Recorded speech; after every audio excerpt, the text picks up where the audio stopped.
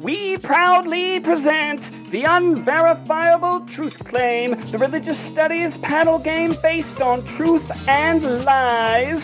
And in the chair, please welcome David Robertson! Guys, I know he's not me, but he's doing his best, all right? I'm in so much trouble already. Hello and welcome to the Unverifiable Truth-claim, coming at you today from the BASR conference at the University of Wolverhampton.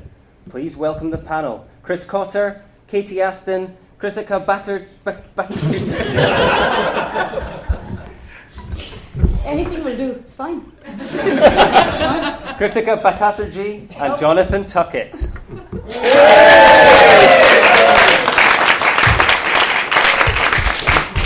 Wolverhampton was famously described by the Lonely Planet travel guide in 2009 as the 5th worst city to live in the world. We strongly disagree with the recent investment and development. They could easily make second or third in a year or two. Wolverhampton is one of several ham towns in England, market towns where people would come to buy and sell swine. This may be puzzling for our US listeners, for whom the Hamptons are a place where rich swine go to buy and sell people.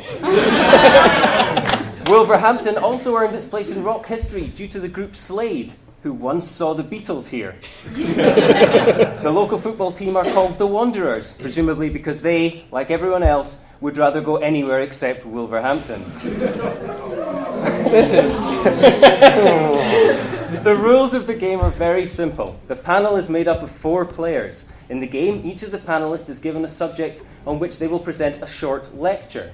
Most of the lecture is composed of lies, but during the course of the speech, the lecturer must try and smuggle in 5 true statements past the rest of the panel.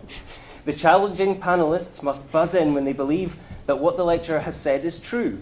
They must state what they believe the fact to have been.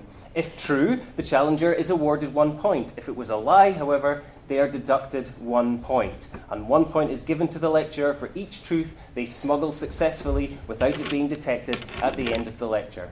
The winner is the panelist with the most points. It's time to introduce our first panelist. Christopher Cotter is co-founder of the Religious Studies Project, but is today representing our munificent sponsors, the BASR, for whom he is honorary treasurer. In previous years, this role has been taken by Stephen Gregg, so Chris has some very light shirt to fill. He is also an accomplished singer, performing both light opera and choral music. Chris is the inventor of the term non-religion, a term which signifies identification in opposition to religion, and not anything which isn't religion, as one might think. He's also non-single, has a non-hairstyle, and is not Irish. Chris will be telling us about the world religions paradigm, a system of categorizing religions with 5 or 6 discrete traditions taking priority. On your own time, Chris. Okay. The world religions paradigm was developed by frequent BASR attendee and interfaith apologist Timothy Fitzgerald in a working paper titled The Ideology of Critical Religion. This paper was instrumental in Interfaith Scotland's decision that there are, in fact, 7 world religions. Fitzgerald drew his inspiration from the 1893 World Parliament of Religions, notably attended by L. Ron Hubbard. The 1893 Parliament of World Religions bit is the truth. Which part specifically? The bit before he started talking about L. Ron Hubbard. Which bit exactly?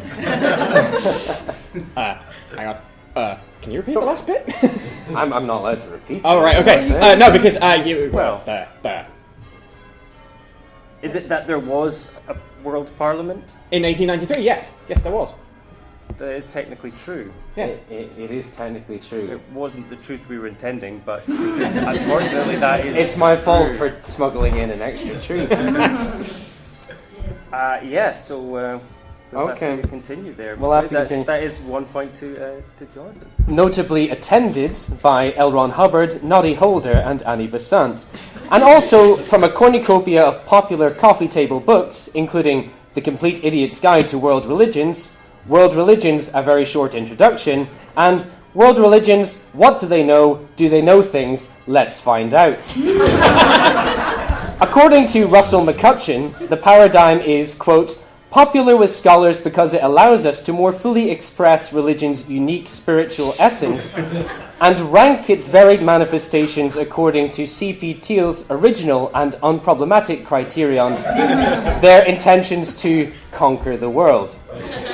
Ultimately, the paradigm allows us to effectively ignore the petty misdemeanors of colonialism. That's true. The paradigm does allow us to ignore the petty colonialism thingy-majiggy. Again. What I'm going to say is that's a point to Jonathan, but you haven't lost a point. Okay. Is that fair? I think that's fair. Yeah, that's fair. Yeah, all right. The petty misdemeanors of colonialism and return to the classificatory system that was written into God's plan from the start of time. Anyone looking for more information on what Jonathan Tuckett has dubbed the world's religions paradigms... That's true, I do say the world's religions paradigms. And that's a point to Jonathan and 1 point deducted from Chris. Go on. Can look to the forthcoming Culture on the Edge book series, Explorations in World Religions. I know what it is when I see it. Thank you, Chris. And at the end of that round, you managed to smuggle 4 truths past the rest of the contestants there. The first was that, in fact, Interfaith Scotland have decided that there are 7 world religions in a recent published statement. You got to include the Baha'i. They include the Baha'is, of course. The second was that there is a book called The Complete Idiot's Guide to World Religions. It was edited by Brandon Toropov and Father Luke Buckles and was published by Alpha Books in May 2011. The third truth, which Jonathan almost stumbled onto, was that Annie Besant was in fact present at the Parliament of World Religions. I should have made up a fake date for that, shouldn't I? Yes, I should have changed the date, but never mind. The fourth truth was that C.P. Thiele did define world religions by those which intend to conquer the world in his Encyclopaedia Britannica entry from 1884. The term world religions might still be retained for practical use to distinguish the 3 religions which have found their way to different races and peoples, and all of which profess the intention to conquer the world. From such communities, national religions as are generally limited to a single race or nation, and when they have extended farther, have done so only in the train of and in connection with a superior civilization. Thank you, Chris. Thank you, David. Right. Don't think it's you next, anyway. Our next contestant is Katie Aston. Katie Aston is a sociologist from London and is today representing the Religious Studies Project, for whom she is features editor. Katie is a contradiction in many ways. She studies religion, but atheism. She lives in the south of England and doesn't vote Conservative. She has been a committee member of SOCREL, but is nevertheless interested in theoretical issues. Katie will today be telling us about the free thought movement. When you're ready, Katie. The free thought movement began as a revival of Christianity and a promotion of conservative political ideals. Many of the founders have had a surprising influence on popular culture today. In fact, the chemicals known as free radicals were named after them. George Jacob Holyoake had designs on a career as a mechanic and... That's true. Okay. Sure, I haven't buzzed in a while. I haven't buzzed yet. Okay. And a mathematics teacher in Birmingham. That bit is true. Process of elimination. But he was not considered to be sufficiently right-wing for the job. Moving to Worcester, he began as editor of the publications with the titles The God Delusion, The End of Faith, and Breaking the Spell, which would later be ripped off by the new atheists Richard Dawkins, Sam Harris, and Daniel Dennett. I think I got in there first. They did write those books. They ripped them off. I was going to say the truth is that they're all new atheists. Chris, would you like to narrow your answer down slightly? My answer was that those 3 books were written by those 3 authors in that order. They were, but only The God Delusion was actually one of his pamphlets. The rest of it was incorrect, so I'm afraid I can't give you the point there. That's tough. It is tough. Tough but fair. Holyoke's rival, Charles Bradlaugh, was an influence on punk music. As an MP, he was founding member of the monster-raving Looney Party, famously refused to swear an oath to the Queen whilst on That's true. That is true. Oh, mine's good. Katie's clever use of the list didn't throw you there. And was a Republican who wore clothing emblazoned with the ironic slogan, God Save the Queen. He was regularly kicked out of Parliament for mooning, sticking two fingers up, and jeering when anyone said anything he disagreed with. He famously hooked up with the wife of the vicar, and in 1876 was imprisoned for obscenity for his pamphlet, The Fruits of Philosophy, which advocated using the poor as food, later inspiring the science fiction movie Soylent Green. In his novel Brave New World, Aldous Huxley coined the term. Aldous Huxley wrote Brave New World. This is true. Yeah. That's going to have to be a point, I'm afraid. I gave you the benefit of the doubt last time. Benefit of the doubt. Okay. In his novel Brave New World, Aldous Huxley coined the term agnosticism as a word to describe political apathy. This word was later used by his brother, Julian Huxley, to describe a state of not being able to choose between Darwin and God. And he later published pamphlets on the topic, There's Not Enough Evidence, How Can We Really Know About This?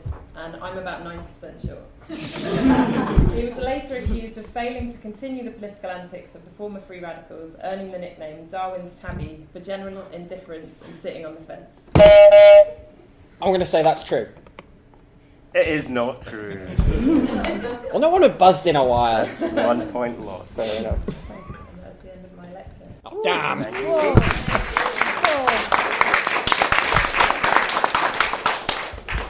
So Katie's 5 truths then were that Holyoke began his career as a teacher in Birmingham but was not considered to be sufficiently right-wing.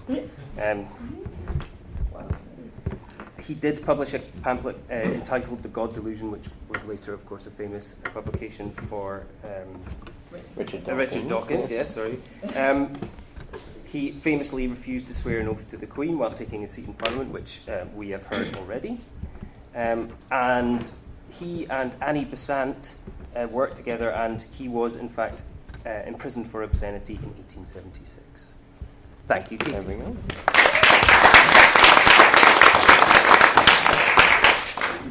Next, we move to Krittika Bhattacharjee. Nope. Next, we move to Krittika Bhattacharjee. Yeah. Next, we move to Krittika Bhattacharjee, a PhD candidate in the University of Edinburgh, who also performs in a theatre troupe. Although born in India, her research is mostly focused on Scotland. She complains bitterly about the Scottish weather and food, but is happy to come here to study and to take part in the Edinburgh Festival. Therefore, she will almost certainly end up working for the BBC. She is a Hindu, and whether she agrees with that or not doesn't even matter. Today she will be telling us about the Scottish island of Iona, a small island off Mull, another small island. All right. During his gap year from the court of King Arthur, chief of the Death Eaters Merlin visited Iona. That's true. He did visit Iona. No, he didn't. He was chief of the Death Eaters. All right. Okay. He said of it that it was strange, magical, and that he wished things other than parsnips grew on the island. Only parsnips grow on the island. I'm afraid that's not true. Indeed, The Guardian reported that the main constraint on Iona's popularity as a pilgrimage spot is the quality of its food. The author described her meal as more slop than soup, joining the ranks of Robert Louis Stevenson, who complained about being served inedible chicken, and James Boswell, saying that the cows of Iona... Robert Louis Stevenson being served inedible chicken.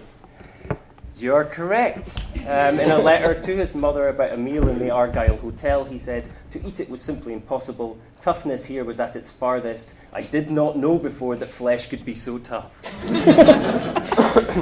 They hadn't met Jonathan. And James Boswell said of it that the cows on Iona produced beef that was stringier than dandelion weeds. This would have appalled St. Columba, after whom the island is named, and St. Columba is said to have chewed on dandelion weeds between Vespers and Compline service, and St. Columba did the chewing thing, yeah? No? Crap. I'm afraid not. That's a point lost. And he also had a well-documented suspicion of cows. But he might well be the reason for Iona's food culture. Legend has it that as he slept on a bed of nettles with a stone for a pillow... He slept on beds of nettles. I'm afraid not. He was a downy kind of guy. He was woken up by a pack of druids. He chased the druids around with a strip of sycamore wood, and the druids cursed the island with inhospitable food and muddy water. This is why the water on Iona used to be brown, why the island has no sycamore trees, why pirates... There are no sycamore trees on Iona. I'm afraid there are sycamore trees in Iona. There are no parsnips, though. The parsnips won't grow because of the shade. They don't get enough sunlight. This is why pirates who dock their ships on the harbour on Sunday attend Mass but never eat the communion wafers. And finally, this is why Beyoncé brought her yacht near Iona but chose not to disembark because she didn't fancy parsnip soup and no one was serving lemonade.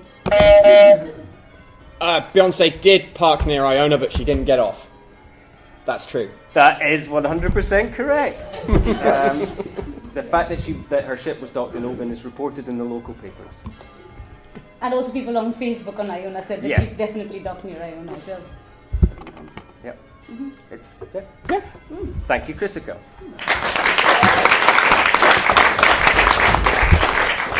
Krittika, you did manage, however, to smuggle 3 truths past the rest of the panel. First, that St. Columba was, on record, terrified of cows. Or had a dislike of cows, rather. From The Life of St. Columba by Adamnan. Is that the Adamnan? Where there is a cow, there is a woman, and where there is a woman, there is mischief. This is the kind of thing that gets you sainted. The second truth you successfully smuggled was that St. Columba used a stone for a pillow. In fact, an indented stone is presently displayed inside the abbey. The legend is that he used it for a pillow. Well, yes. I took that for red, but yeah. It is true that he is alleged to have used a stone for a pillow. Everyone's alleged to have done. And the third truth is that until recently, tap water in Iona was brown and, but by all accounts, drinkable, and kept failing health and safety checks. It was drawn from a loch on the southern side of the island and tasted strongly of peat. Thank you, Krittika.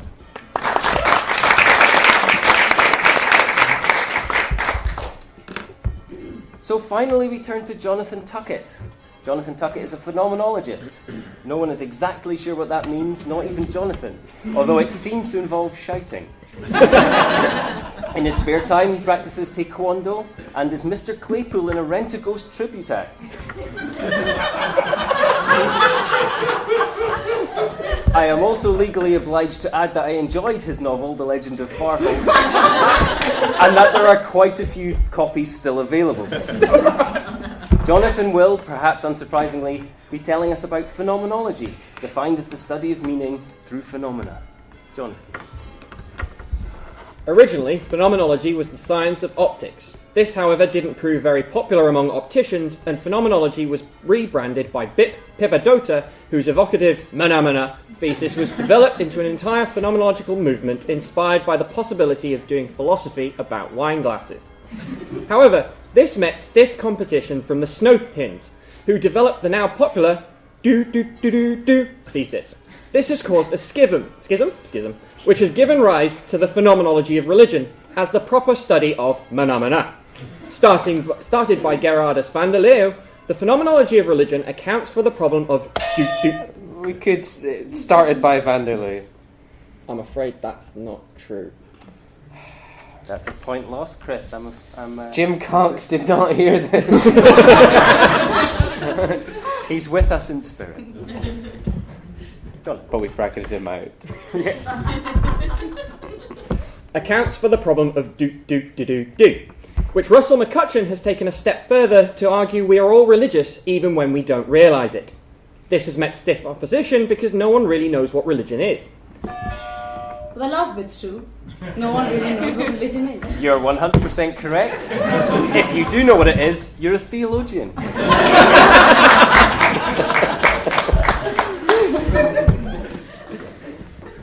This has also been the criticism of Husserl, who argues that the phenomenology of religion has misunderstood the meaning of phenomena.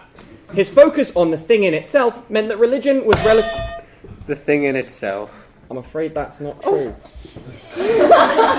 Right, quick lesson in phenomenology. I'm so glad I put this in. Husserl was about the things themselves, not the thing in itself. Important distinction. Nobody wants to buzz in because that is true what he just said there. Can we bracket off the explanations until later? Well, everyone else wrote longer explanations than I did on the thing. Sorry. Anyway. His focus was relatively unimportant to him, and that Heidegger should deal with it. Heidegger responded by accusing Husserl of the doopy-dooby-doo fallacy, which creates the transcendental problem of be-doo-be-doo, be-doo-ble-doo. And then Iliada, in turn, accused Heidegger for being too obsessed with man himself, the dirty bugger, and advocated yet another... I bet you did say that he was obsessed with man, not the dirty bugger. It is correct. Iliada's principal criticism of Heidegger and Sartre was of putting forward a man who creates himself rather than a homo religiosus. Iliada advocated yet another return to the do-do-do-do-do, a problem that remains unresolved to this day. Thank you. Thank you, Jonathan.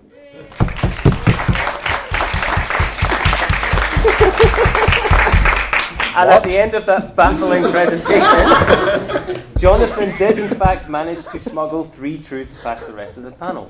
First is that phenomenology was originally a science of optics. Do phenomenology through a wine glass by a friend who demonstrated that by drinking a glass of wine they were in fact doing phenomenology. All of you, right now! I win. And the third one you managed to smuggle successfully was that Husserl was unimpressed by Heidegger and thought that he should do phenomenology of religion as he didn't see it as at all important. Thank you, Jonathan.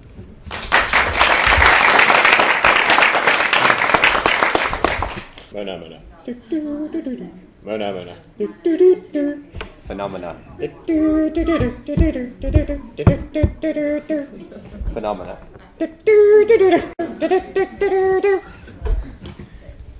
Can you lose a point for not getting the tune right? Well, it's like everything that you just said bara bara in the middle, and that kind of broke the like. Yeah, because that's it's following the lines of the song.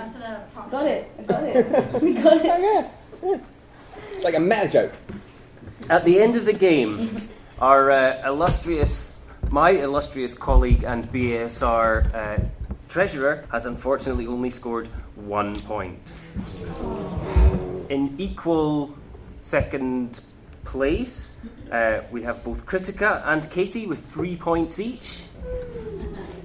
But by far the winner, Jonathan Tuckett with an astonishing 6 points.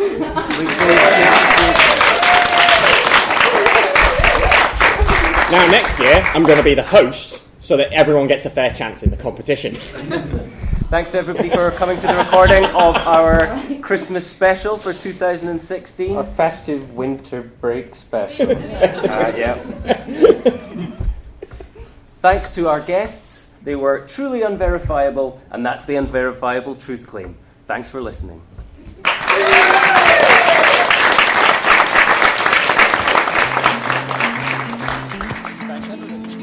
The Unverifiable Truth-claim was devised by John Neesmith and Graham Garden. It featured David Robertson in the chair with panelists Chris Cotter, Katie Ashton, Krittika Bhattacharjee, and Jonathan Tuckett. It was produced by David Robertson for the Religious Studies Project with apologies to the BBC, but with great thanks to the BASR and NAASR. Thanks for listening.